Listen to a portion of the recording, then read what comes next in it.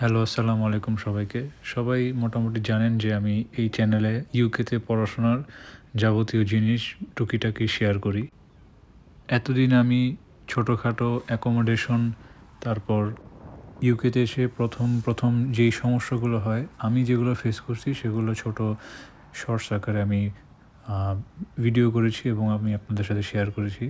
আজকে আমি university selection নিয়ে কথা বলবো। কারণ ইউনিভার্সিটি সিলেকশনও একটা বড় জিনিস এবং এটার মাধ্যমেই আমরা বিভিন্ন দেশে পড়তে আসি।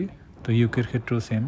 এখন টিউশন ফি দিতে সবারই আমাদের একটু সমস্যা হয় যারা মিডল ক্লাস থেকে আসি। আমরা সবসময় চাই এমন কিছু ইউনিভার্সিটি, বাজেট ফ্রেন্ডলি ইউনিভার্সিটি, যেখানে আমরা আ কিছুটা পে করে বাংলাদেশ থেকে বাকিটা আমরা ইনস্টলমেন্টে যাতে কাজ করে দিতে পারি, এরকম ইউনিভার্সিটি আমরা সবাই খুঁজে থাকি।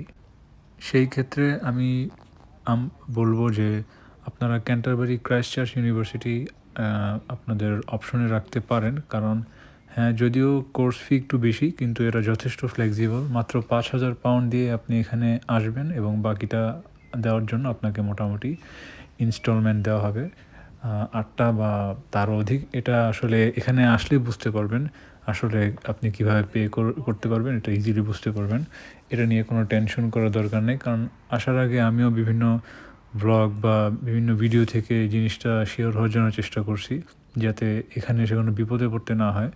তো আমি মোটামুটি ৩ মাস আছি এবং এখন পর্যন্ত ইউনিভার্সিটি আমাকে ফোর্স করে নাই টাকা পয়সার জন্য।